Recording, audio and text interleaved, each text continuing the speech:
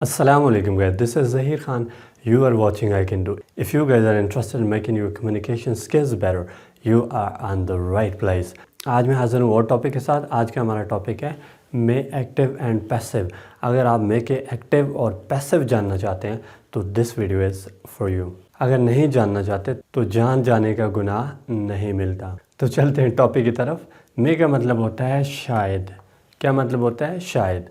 जिस तरह आप उर्दू में कहते हैं कि शायद मैं क्लास लूँ, या शायद मैं प्रैक्टिस करूँ, या शायद मैं किताब पढूँ, शायद मैं शॉपिंग करूँ, शायद मैं उससे मिलूँ, शायद वो मैसेज करे, शायद वो मेरे लिए गिफ्ट लाए।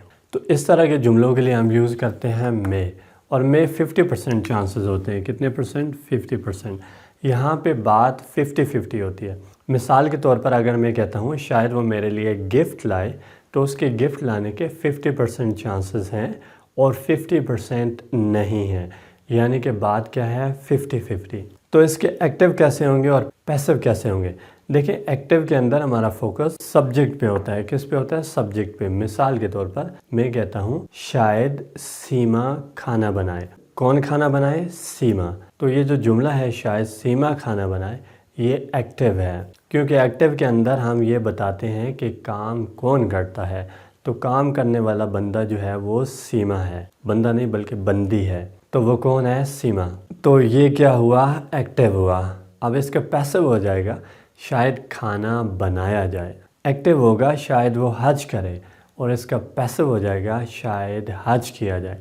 पैसिव के अंदर हमारा जो फोकस होता है वो काम पे होता है, और पैसिव हम ऑब्जेक्ट से स्टार्ट करते हैं। देखिए, फार्मूला से मैं आपको समझाता हूँ। सबसे पहले सब्जेक्ट है, तो सब्जेक्ट है यहाँ पे आए। सब्जेक्ट काम करने वाले को कहते हैं, या जिसके बारे में जुमला होता है वो सब्जेक्ट होता है। तो यहाँ पे सब्जेक्ट आए है, मैं सब्जेक्ट हुआ। उसके बाद आपने यूज़ करना है मे, तो मैंने इस्तेमाल कर लिया मैं, MAY। और उसके बाद हमने वर्ब के फर्स्ट फॉर्म यूज़ करनी है, वो है यहाँ पे टेक। और उसके बाद हमारे पास फार्मूला के अंदर ऑब्जेक्ट है, वो है यहाँ पे class. I may take the class. शायद मैं क्लास लूँ। मतलब लिख देता हूँ शायद मैं क्लास लूँ। शायद मैं क्लास लूँ। तो मेरे क्लास लेने के कितने परसेंट चांसेस हैं? 50%। बात क्या है? 50-50। पैसिव के अंदर आपने क्या करना है? सबसे पहले पैसिव फार्मूला को देखें। सबसे पहले आपने क्या करना है? ऑब्जेक्ट यूज़ करना है। तो ऑब्जेक्ट आपने ढूंढना है पहले जुमले से कि ऑब्जेक्ट वहाँ पे क्या है। तो हम ढूंढते हैं जी, ये सब्जेक्ट है, ये मे है, फर्स्ट फॉर्म है, और ये ऑब्जेक्ट है। तो हमारे पास ऑब्जेक्ट आ गया क्लास। तो पैसिव के अंदर आपने इसको सबसे पहले यूज़ करना है, तो मैंने यूज़ कर लिया सबसे पहले। तो क्लास सबसे पहले यूज़ हो गया। उसके बाद है मे बी, तो आपने यूज़ करना है मे बी, तो मैंने इस्तेमाल कर लिया मे बी। और उसके बाद आपने थर्ड फॉर्म यूज़ करनी है, वो है यहाँ पे टेकन। क्लास में भी टेकन। शायद क्लास ले जाए। क्या मतलब हुआ? शायद क्लास ले जाए। शायद क्लास ले जाए, ये हो गया पैसिव। दोबारा से चलते हैं एक्टिव की तरफ। एक्टिव में सबसे पहले सब्जेक्ट वो है यहाँ पे शी। उसके बाद है मैं, तो मैंने इस्तेमाल कर लिया मैं। और उसके बाद फर्स्ट फॉर्म यूज़ करना है, वो है यहाँ पे प्ले। और ऑब्जेक्ट है music. She may play the music. शायद वो म्यूज़िक प्ले करे, शायद वो म्यूज़िक लगाए। और पैसिव इसका हो जाएगा शायद म्यूज़िक प्ले किया जाए। तो पैसिव के अंदर सबसे पहले ऑब्जेक्ट है, तो यहाँ पे ऑब्जेक्ट म्यूज़िक है। आपने म्यूज़िक को सबसे पहले यूज़ करना है, क्योंकि पैसिव के अंदर सबसे पहले जो चीज़ यूज़ होती है वो ऑब्जेक्ट है। तो ऑब्जेक्ट म्यूज़िक, उसके बाद मे बी। और पैसिव वैसे हमेशा थर्ड फॉर्म आंखें बंद करके, तो वो यहाँ पे है played. Music may be played. शायद म्यूज़िक प्ले किया जाए, शायद म्यूज़िक लगाया जाए। अच्छा, अगर मैं कहता हूँ कि शायद हज किया जाए, तो हो जाएगा हज की इंग्लिश हज। उसके बाद क्या आएगा? May be. और थर्ड फॉर्म लगानी है। परफॉर्म की थर्ड फॉर्म होती है परफॉर्म्ड। हज मे बी परफॉर्म्ड। शायद मैसेज किया जाए। अब मैसेज की इंग्लिश मैसेज ही होगी। उसके बाद क्या है? May be. और थर्ड फॉर्म सेंड की सेंट। मैसेज में भी सेंट। शायद मैसेज किया जाए। अब मैं कहता हूँ शायद पिक्चर ली जाए। अब पिक्चर की इंग्लिश पिक्चर ही होगी। उसके बाद क्या है पैसिव में?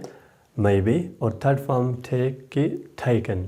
पिक्चर में भी टेकन। शायद पिक्चर ली जाए। अब मैं कहता हूँ शायद नमाज़ पढ़ी जाए, तो नमाज की इंग्लिश नमाज या सलाह, तो मैंने यूज़ कर लिया नमाज। उसके बाद मे बी और थर्ड फॉर्म ऑफर्ड, नमाज में भी ऑफर्ड, शायद नमाज पढ़ी जाए। शायद लैपटॉप यूज़ किया जाए, अब लैपटॉप की इंग्लिश लैपटॉप, उसके बाद मे बी और थर्ड फॉर्म यूज्ड, लैपटॉप में भी यूज्ड, शायद लैपटॉप यूज़ किया जाए।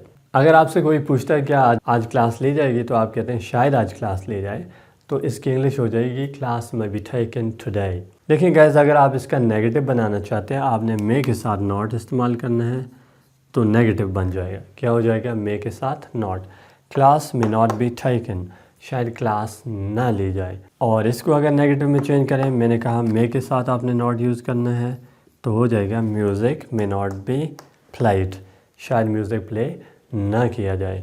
मैं कहता हूँ शायद ख़त ना लिखा जाए, लेटर में नॉट बी रिटन, शायद बाइक ना चलाई जाए, बाइक में नॉट बी रिडन, शायद कार पार्क ना की जाए, कार में नॉट बी पार्क्ड, शायद उसे इन्फॉर्म ना किया जाए, शी में नॉट बी इन्फॉर्म्ड, शायद उसे दावत ना दी जाए, शी में नॉट बी इन्वाइटेड, शायद जानवर ज़िबा ना किया जाए, एनिमल में नॉट बी स्लॉटर्ड। वीडियो पसंद आई तो लाइक ज़रूर कीजिएगा, और अगर आपने मेरा चैनल अभी तक सब्सक्राइब नहीं किया तो चैनल भी सब्सक्राइब कर दीजिएगा, क्योंकि मैं आपके लिए इंग्लिश के बहुत इंपॉर्टेंट लेसन लेके आता हूँ जिसमें पूरी इंग्लिश बोली जाती है। I make sure if you start practicing same thing every single day, and once it becomes automatic, you start speaking. Once you practice deeply, everything becomes automatic and you start speaking fluently. How you can make it possible? Once you practice every day, same lesson, and I've created so many lessons. You just have to watch grammar lesson 1 by Sir Zahir, grammar lesson 2 by Sir Zahir, grammar lesson 3 by Sir Zahir. And if you want to take proper online course, you can also join me on the given numbers. You can join our online class too. But for that you have to pay something. उसके लिए हम जो है मुनासिब से charges लेते हैं, बहुत ज़्यादा एक्सपेंसिव नहीं है, क्योंकि हम आपको बहुत ज़्यादा लेसन टीच करते हैं, और वो लेसन टीच करते हैं जिनमें इंग्लिश बोली जाती है। Everything is so powerful. If you practice you can speak perfect English and you can be fluent speaker.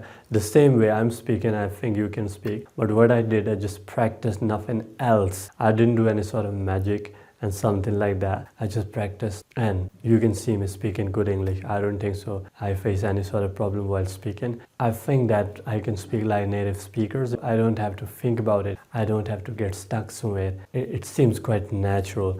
How? Once you practice deeply, and lesson, you have been taught here, so you have to use all these lessons, and I make sure that you will see the great change in your language. And if your language is perfect, things will get better. मिलते हैं और video के साथ, तब तक ज़हीर खान को दीजिए इजाज़त। अल्लाह हाफ़िज़।